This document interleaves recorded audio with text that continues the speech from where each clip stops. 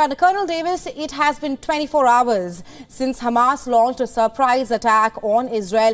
Netanyahu has launched Operation Iron Swords and launched intense airstrikes. But Colonel Davis, Tel Aviv's ability to retaliate, will that be hampered by the presence of scores of hostages in the hands of Hamas group? It'll be hampered by quite a number of things, not the least of which is the large number of Israeli civilians which have been captured and are now being held in all kinds of areas, apparently throughout the Gaza Strip. And that's going to definitely hamper, especially any large-scale air attacks, I think, it's going to make that very difficult for Israeli defense forces. But also we have to understand that this has been planned for quite a long time, very good execution, and how it's especially in their surprise that they launch. And that also implies that they have a good plan for an Israeli incursion. So anytime you fight in a built-up area and in cities, you're going to have problems with civilians, but there's also going to be probably ambushes and all kinds of booby traps. So this is going to be a very, very difficult situation for the Israeli Defense Forces if they have to go into the Gaza Strip. Right, Colonel, you speak of how well planned this attack was. My next question is pertaining to that very point you made there. Now, Israel now a nation in shock and driven by a new sense of national unity, perhaps. But in the months previous, there have been deep divisions over the judicial reforms, with some of the reserve Israeli soldiers staying at home. My question to you is that, was that possibly seen as a sign of weakness by Hamas, that maybe this is the right time to strike?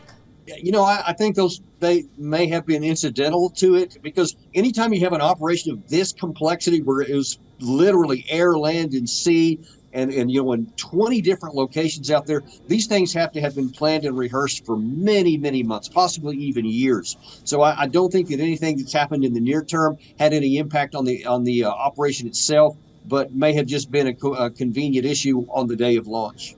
Right, absolutely. There's also speculation regarding the timing of the attack, when there was a peace deal which was struck between Israel, US and Saudi Arabia. I do. I think that was a big motivator for the Hamas to launch, because I think that they're afraid that they're going to get left behind, that if there's a rapprochement between Israel and Saudi Arabia or any of the other Arab states, that they're afraid, I think, that Hamas is that they're going to get left behind or negotiated away and not get their freedom. And I think this was as much a notice and a signal to Arab regimes as it was to Israel. But I think you see a lot of frustration on the part of the Palestinians and a lot of desperation. And you know, people sometimes who are desperate take really bad and dangerous activities. And I think that's what we're seeing here. And now there's lots of bloodshed for it, and there's no easy answer for how this is going to get resolved. Israel is also known to have a strong and a robust air defense system known as the Iron Dome. Then how was Hamas able to inflict this colossal level of damages? Because what Hamas has learned through trial and error and who physically taken into this is that when you saturate an area with rockets, that any defense system, even as good as the Iron Dome it is, and it's probably one of the best in the world, it can still be overwhelmed with sheer numbers when they come in. And in the last report I saw, there's been up to 5,000 rockets fired. And, you know, it takes a lot of, as we're seeing throughout the Russia-Ukraine war, it takes a lot of missiles to knock down a missile and a rocket. And so that's the reason why, because Hamas has saturated certain areas so that the Iron Dome just can't keep track of it. Mossad, which is Israel's intelligence agency, is one of the best in the world, but it was clearly caught off guard on Saturday in the latest attack by Hamas, and so was the United States of America.